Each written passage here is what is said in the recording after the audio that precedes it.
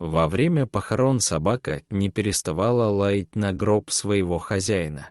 После некоторых колебаний люди открыли его и закричали от ужаса. Наступил день похорон офицера Итана Картера, шел моросящий дождь, когда группа скорбящих вошла на кладбище. Семья мужчины, которую он не видел почти 5 лет, прилетела из Калифорнии в Нью-Йорк этим утром. Они заняли место рядом с гробом, когда на место прибыли коллеги Итана по службе. Все военные были одеты в форму, все кроме одной собаки, которая шла рядом с ними. Пес по кличке Макс был напарником погибшего офицера, и после потери своего товарища он был опустошен. У пары с самого начала были натянутые отношения, но в течение нескольких месяцев они стали неразлучны, и сейчас пес скорбил о неожиданной смерти своего друга во время ограбления склада. Офицеры заняли место среди скорбящих у гроба, позволив преданной собаке лечь у их ног. Сначала царила тишина, нарушаемая лишь тихими рыданиями семьи Итана. Лишь когда Макс наконец встал и направился к гробу, атмосфера начала меняться. Собака обнюхивала край гроба, и из горла Макса доносилось тихое поскуливание. Когда животное громко залаяло, заставив большинство гостей подпрыгнуть, другие офицеры подбежали, пытаясь оттащить собаку. Однако пес продолжал лаять на могилу, дергая поводок, пока его уводили. Все подумали, что собака просто подавлена горем. Однако ничто не могло подготовить их к шокирующей правде, которую им вскоре предстояло узнать. Когда офицер Итан Картер поступил на службу в полицию в 2012 году, он сразу решил попытаться пройти отбор в кинологическое подразделение. В детстве Итан очень любил собак и никуда не ходил без своего верного пса. Любимец умер за 2 года до этого, но хотя мужчина все еще скорбил, он был готов принять в свою жизнь нового лучшего друга. Макс, 3-летний ветеран кинологического подразделения, недавно потерял напарника по непредвиденным обстоятельствам. Обычно собак в положении Макса отдавали на усыновление через программу сотрудничества с местными приютами для животных. Однако этот пес не доверял новым людям, поэтому его было бы сложно усыновить. Лучший шанс собаке найти и сдружиться с новым напарником. За последний год Макса назначали множество офицеров, и хотя собака изо всех сил старалась защищать своего человеческого товарища, она, похоже, ни с кем из них не подружилась. Из-за этого пес оказался в списке трудных для устройства собак. У тех псов, которые плохо сходились с напарниками, обычно отбирали служебные обязанности, и для Макса время подходило к концу. До тех пор, пока его напарником не назначили Итана. Мужчину предупредили заранее, что заслужить доверие собаки будет непросто, но он не терял надежды. В день знакомства с новым напарником Итан прихватил лакомство и мягкую собачью подстилку в багажник патрульной машины. Он с нетерпением ждал на парковке полицейского участка, когда привели Макса в сопровождении другого офицера. Как только пес появился, Итан не смог больше ждать. Он протянул руку к собаке, как его инструктировали. Макс с любопытством обнюхал офицера, гавкнул и лег, когда передали поводок. Только что объединившиеся напарники внезапно остались одни на пустой парковке, и мужчина тихо свистнул, направляясь к машине. Макс последовал за ним, забравшись на сиденье напротив подстилки. Итан нахмурился, но все равно сел за руль. Он надеялся, что со временем собака начнет доверять ему так же, как она доверяла предыдущему хозяину. Первая неделя пролетела, как в тумане. В небольшом городке, вроде этого, больших происшествий не случалось, так что большинство вызовов были легкими. Пара хорошо работала вместе, и хотя собака безупречно выполняла все команды и даже ела предложенную еду, Итан не мог не грустить из-за того, что Макс по-прежнему к нему не привязался. После смены пес возвращался в вольер на участке, а не ехал домой с напарником. Большинство полицейских собак жили со своими людьми после работы, однако Макса это совершенно не интересовало. Итан очень старался сделать свой дом идеальным для собачьего напарника.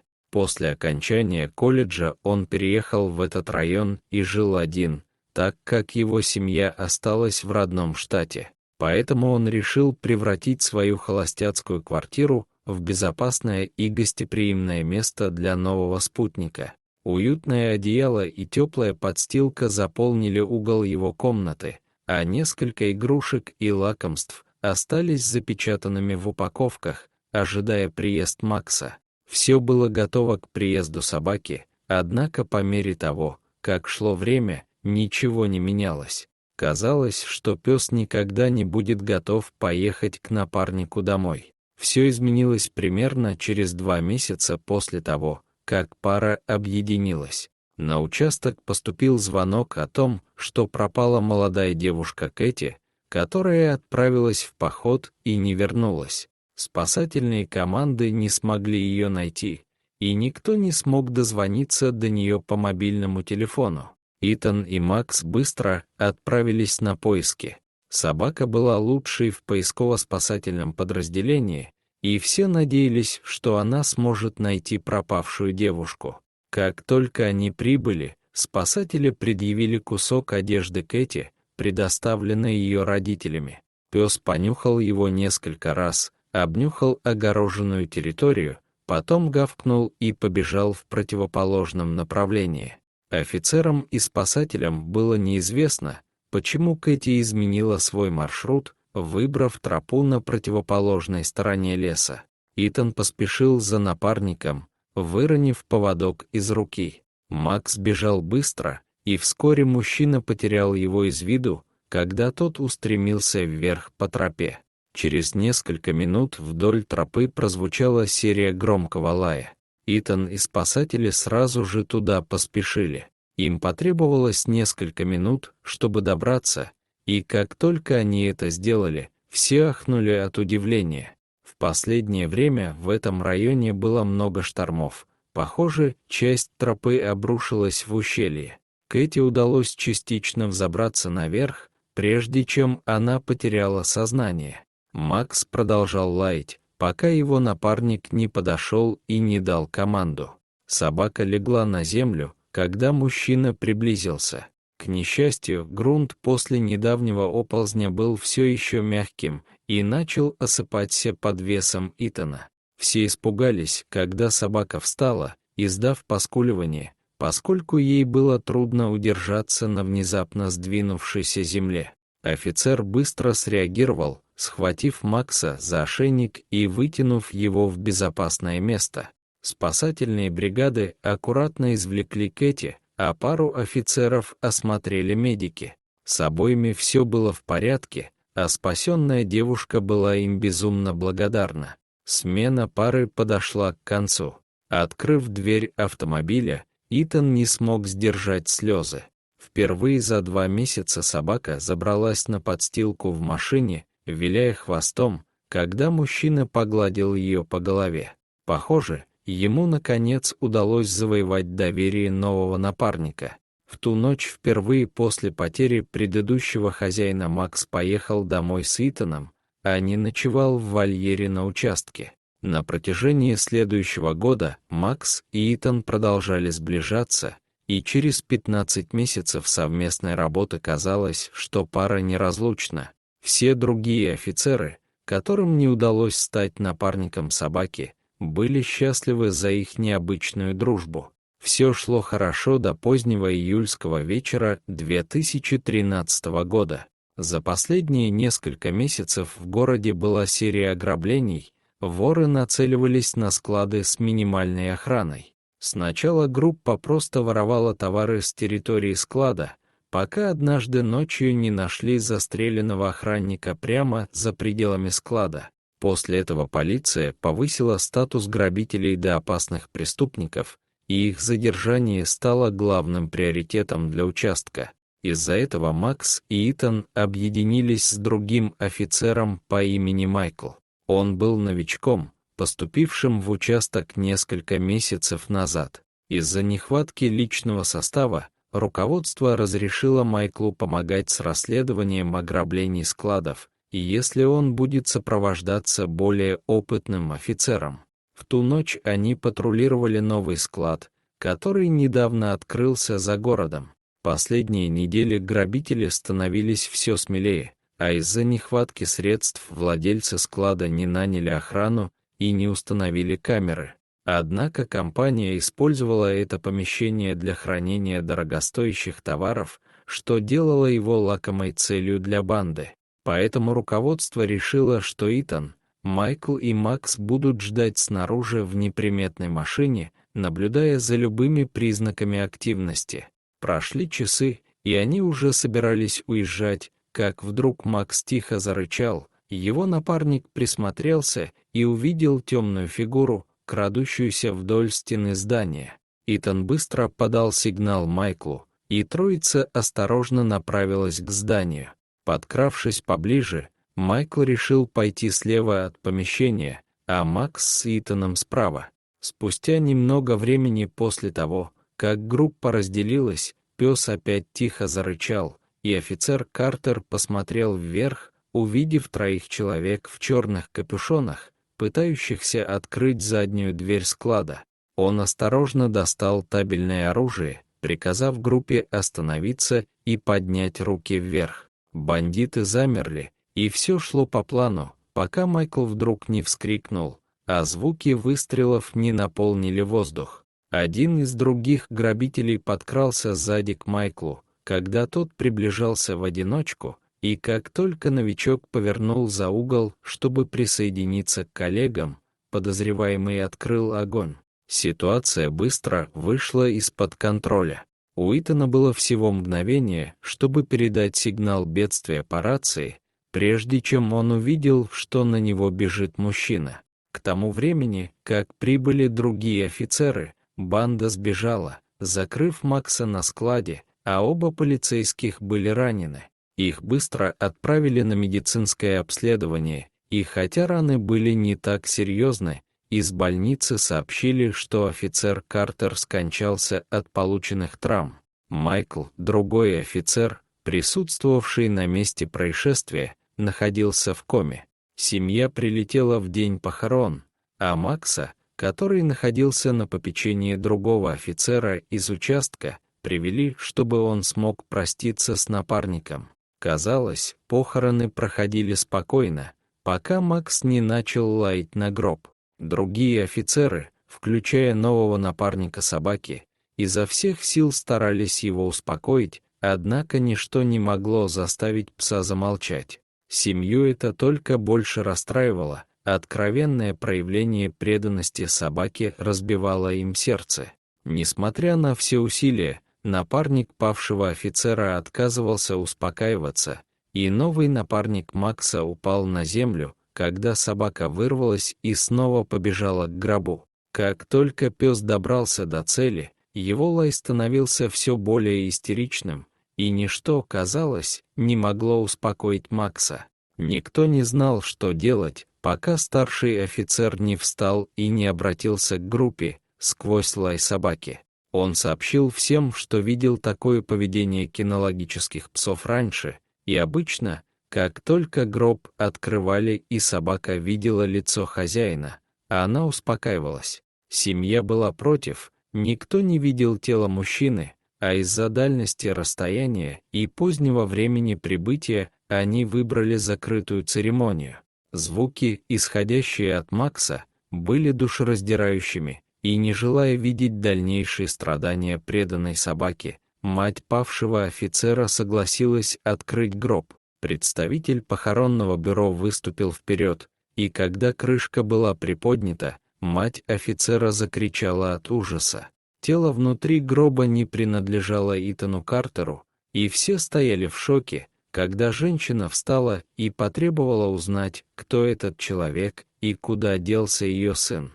Макс же, наконец, успокоился, улегшись рядом с могилой. Похоже, собака знала все это время, что гроб не принадлежит ее напарнику, и теперь, когда она привлекла к этому внимание, была довольна лечь там, где находилась.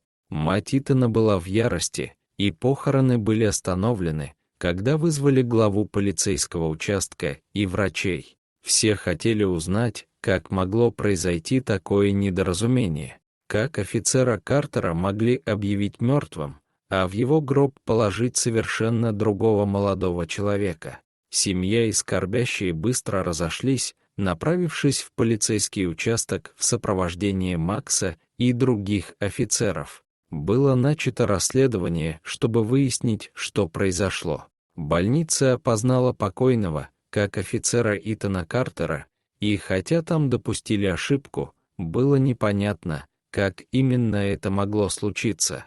Глава полицейского участка, а также семья, включая Макса и его нового напарника, отправились в больницу в надежде получить ответы.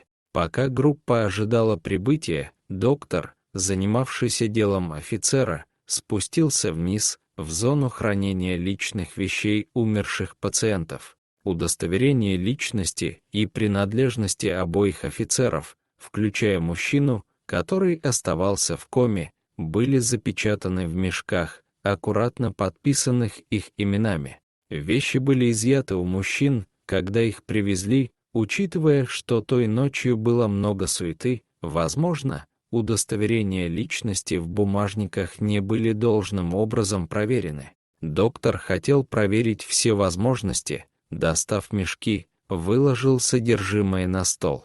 Он понял, что больница допустила ужасную ошибку. Похоже, в суете той ночи никто не потрудился проверить удостоверение личности в кошельках мужчин. Один из пакетов, помеченный как принадлежащий мужчине в коме, содержал удостоверение офицера Майкла Коллинза, фотография в котором явно не совпадала с мужчиной в больничной палате наверху. Дрожащей рукой доктор поспешил открыть мешок, помеченный как вещи умершего. Он вытащил оттуда бумажник и, увидев удостоверение личности внутри, поспешил позвонить директору больницы. Бумажник в пакете умершего принадлежал офицеру Итану Картеру. Теперь стало ясно, что каким-то образом была допущена очень серьезная ошибка в опознании тел. Как только группа прибыла, их проводили в кабинет директора больницы, и после длительного обсуждения и многочисленных извинений выяснилась история этого несчастного недоразумения. В ту ночь инцидента на складе в больницу из места происшествия доставили двух мужчин. Одного из них ранили, и он скончался во время операции. Второй офицер, видимо, оказал сопротивление грабителям, однако, к сожалению, из-за полученных травм его ввели в медикаментозную кому для восстановления, а лицо забинтовали, закрыв глубокие раны. В больнице и на месте происшествия никто не подумал проверить удостоверение личности в найденных у мужчин кошельках. Поскольку семья Итана в то время находилась на другом конце страны, некому было опознать тело умершего, и поэтому больница исходила из того, что первоначальная идентификация была верной. Кроме того, из-за нехватки кадров в полицейском участке, они также приняли информацию от больницы и организовали похороны на основании полученных документов. Обе семьи офицеров были извещены. Семья Майкла собиралась прибыть на следующий день после похорон Итана. Единственным, кто понял страшную ошибку, был напарник Итана, и если бы не настойчивость Макса в желании открыть гроб, недоразумение так и осталось бы нераскрытым вплоть до момента, когда другого человека похоронили бы в могиле Итана. Обе семьи были в ярости, однако после многочисленных извинений со стороны полицейского участка и больницы было достигнуто соглашение. Похороны были проведены еще раз, на этот раз с офицером Майклом Коллинзом. На этот раз все прошло по плану, и спустя месяц после инцидента на складе, Итан, который находился в коме под именем Майкла, очнулся. Мужчина был опустошен, узнав, через что пришлось пройти семье Майкла, и выразил свои соболезнования родственникам павшего коллеги.